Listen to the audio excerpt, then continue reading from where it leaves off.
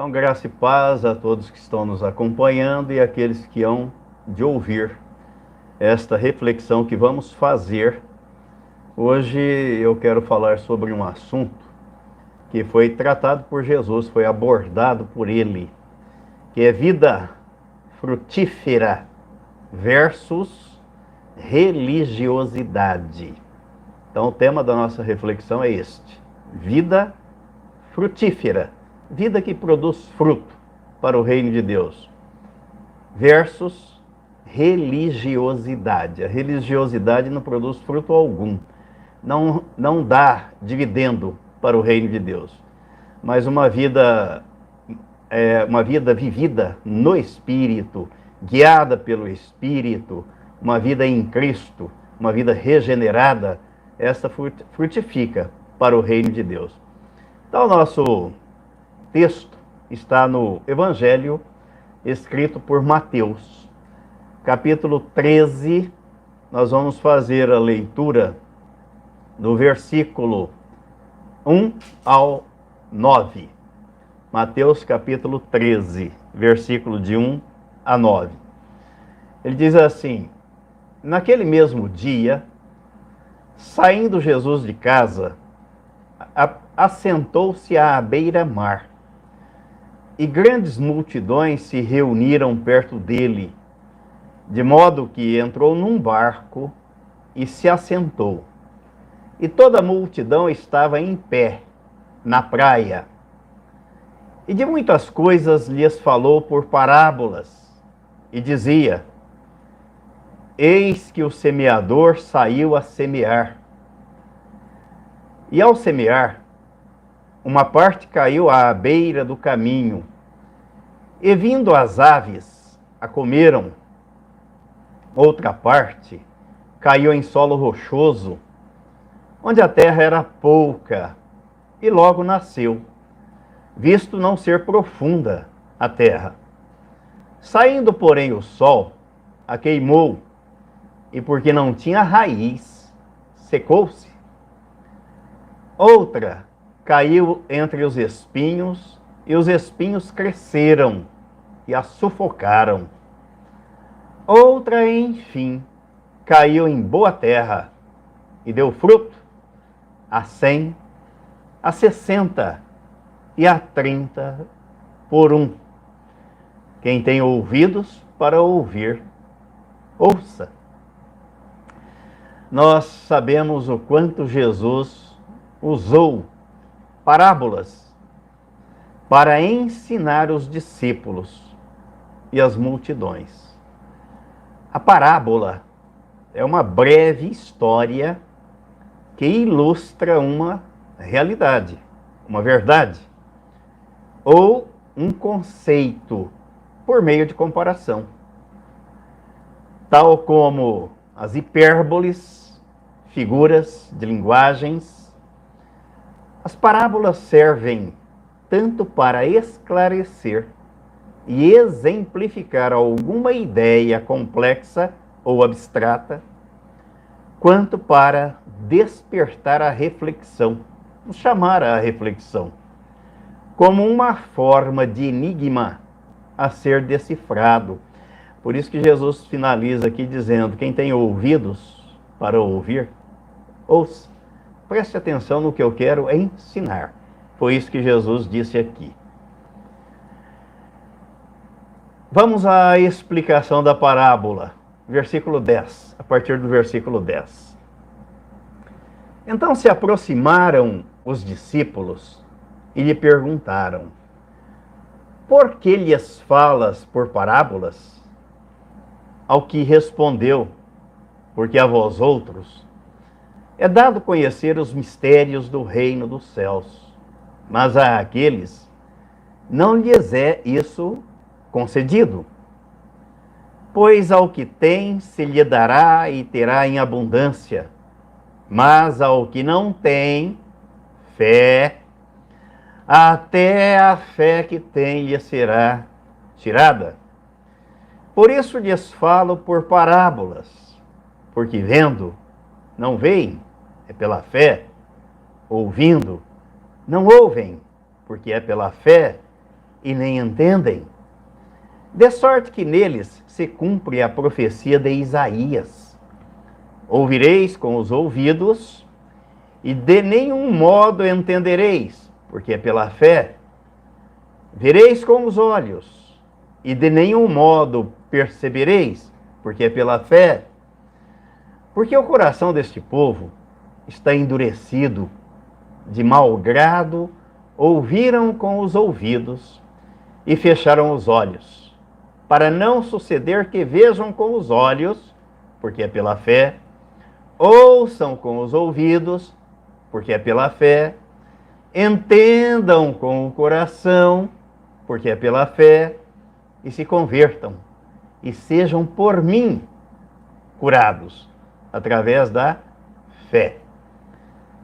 Felizes, bem-aventurados, os vossos olhos, porque veem, e os vossos ouvidos, porque ouvem. Pois em verdade vos digo que muitos profetas e justos desejaram ver o que vedes e não viram, e ouvir o que ouvis e não ouviram. Atendei vós, pois, à parábola do semeador. A todos os que ouvem a palavra do reino e não a compreendem, vem o maligno e arrebata o que lhes foi semeado no coração. Este é o que foi semeado à beira do caminho. O que foi semeado em solo rochoso, esse é o que ouve a palavra e a recebe logo com alegria, mas não tem raiz em si mesmo, sendo antes de pouca duração. Em dia chegando a angústia ou a perseguição, por causa da palavra, logo se escandaliza. O que foi semeado entre os espinhos é o que ouve a palavra. Porém, os cuidados do mundo e a fascinação das riquezas sufocam a palavra e fica infrutífera. Mas o que foi semeado em boa terra é o que ouve a palavra e a compreende. Esse frutifica e produz a 100, a 60 e a 30 por um. Qual é o tipo de solo do seu coração que a semente caiu? Cada um tem que fazer o seu exame. Quando indagado por um especialista da lei a respeito da vida eterna, Jesus o levou a declarar o que dizia a lei. O especialista resumiu acertadamente a lei no amor a Deus e ao próximo, como a si mesmo. Jesus o elogiou e recomendou que assim ele procedesse. Querendo se justificar, já que não procedia assim, o especialista indagou sobre quem seria o seu próximo. E para explicar um preceito legal do amor ao próximo, Jesus não iniciou um debate teológico ou jurídico sobre a interpretação da lei. Pelo contrário, ele optou por contar uma parábola, a parábola do bom samaritano. Vamos ver mais essa aqui? Lucas, capítulo 10. Lucas, capítulo 10. Versículos 25 ao 37. E eis que certo homem, intérprete da lei, se levantou com o intuito de pôr Jesus à prova e disse-lhe: Mestre, que farei para herdar a vida eterna? Então Jesus lhe perguntou: que está escrito na lei? Como interpretas? A isto ele respondeu: Amarás o Senhor teu Deus de todo o teu coração, de toda a tua alma, de todas as tuas forças e de todo o teu entendimento. E amarás o teu próximo como a ti mesmo. Então Jesus lhe disse: respondeste corretamente. Faze isto e viverás. Ele, porém, querendo justificar-se, perguntou a Jesus: quem é o meu próximo? Jesus prosseguiu dizendo, Jesus não disse quem era o próximo dele, vai contar uma outra historinha para ver se ele conseguia identificar o próximo.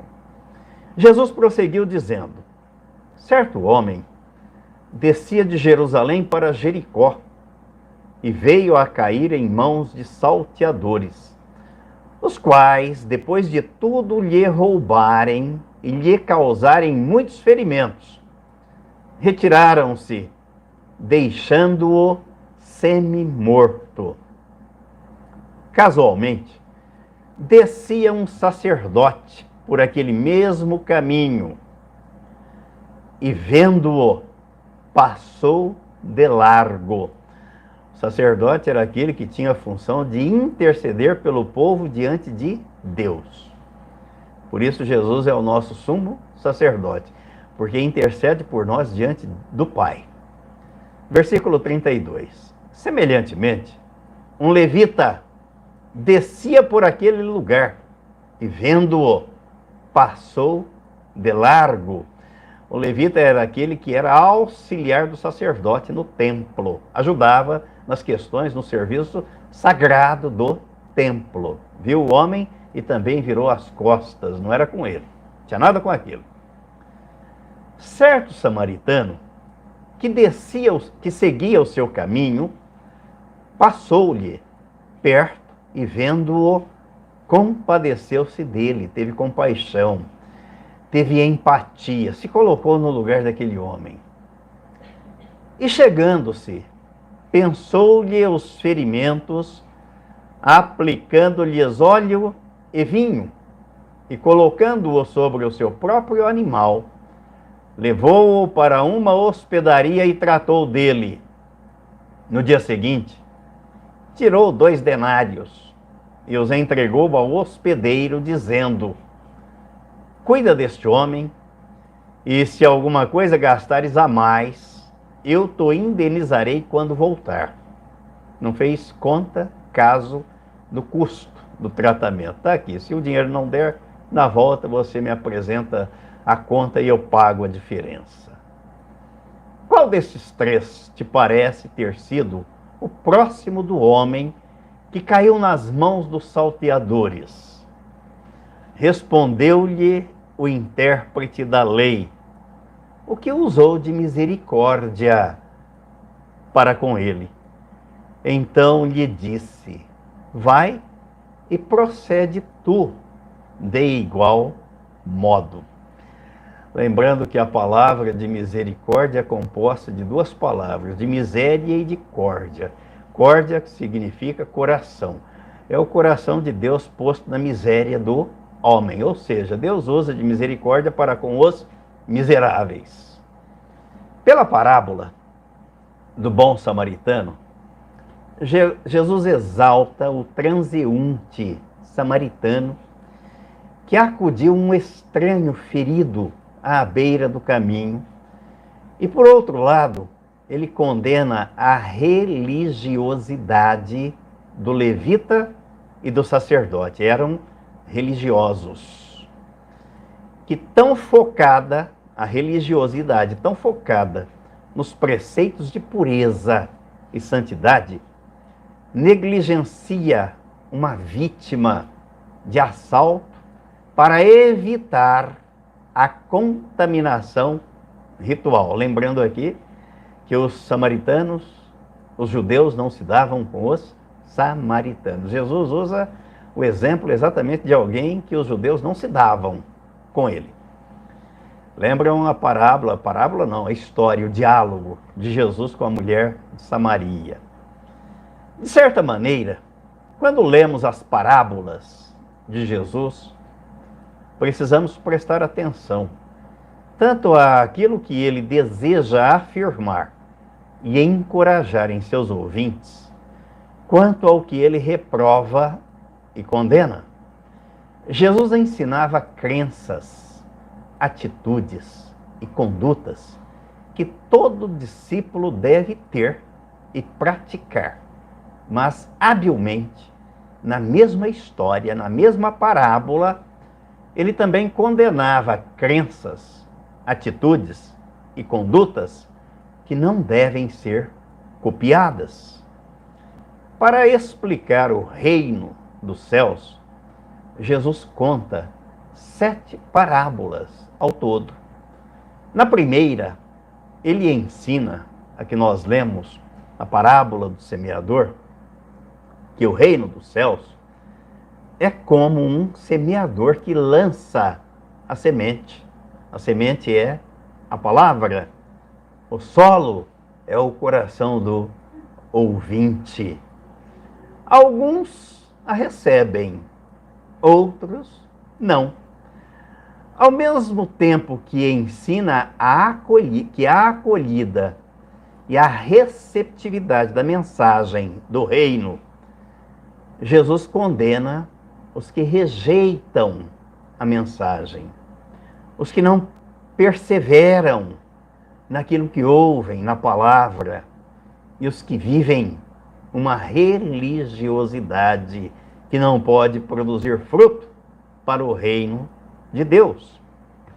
Sempre que lemos esta parábola do semeador, nós pensamos na ênfase dada ao último solo, o tipo de solo, o solo fértil, que recebe a semente e faz brotar e frutificar em abundância para o reino de Deus.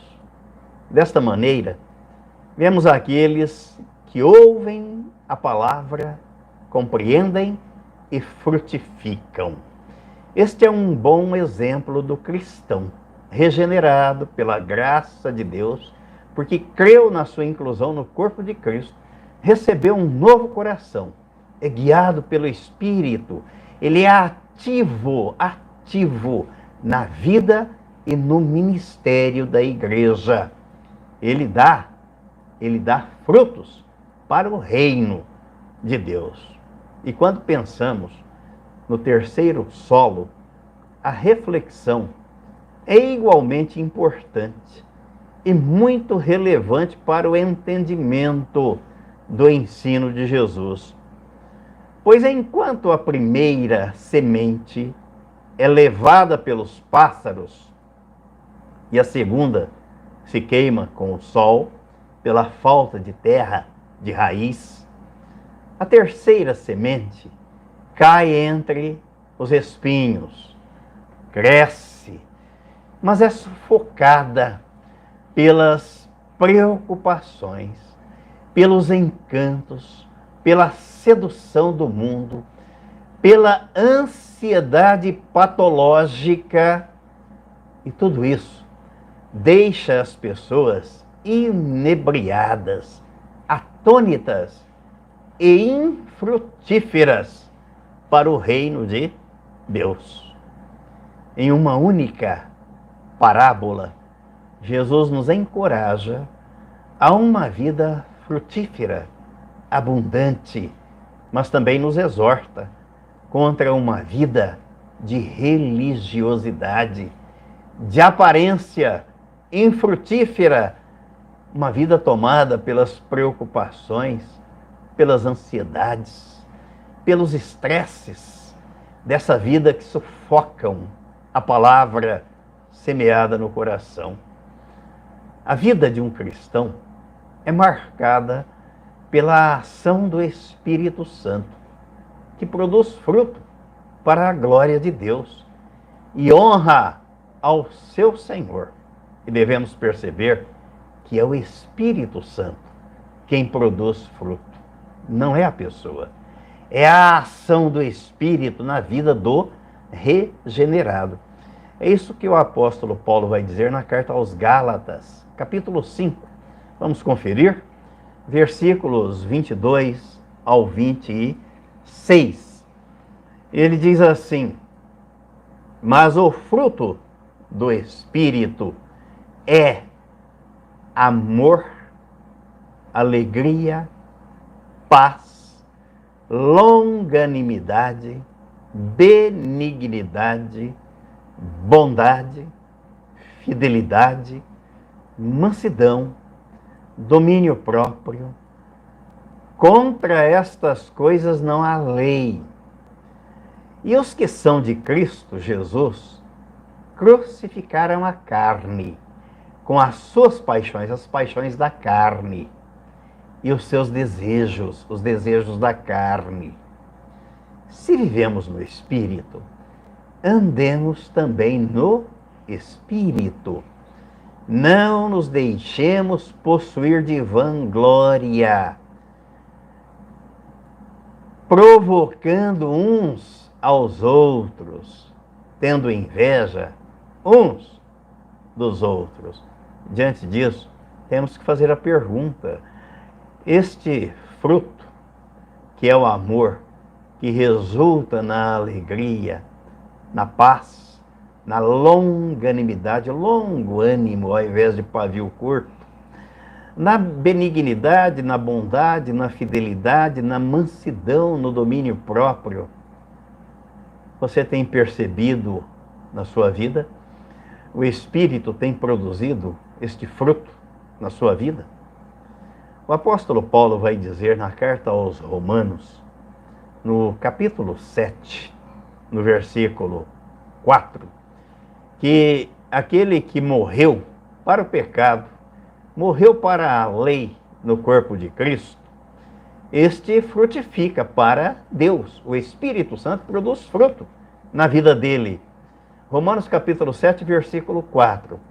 Ele diz assim: meus irmãos, também vós morrestes relativamente à lei por meio do corpo de Cristo, para pertencerdes a outro, a saber, aquele que ressuscitou dentre os mortos, a fim de que frutifiquemos para Deus. É vida frutífera em oposição, versus, contra a religiosidade que não produz fruto algum.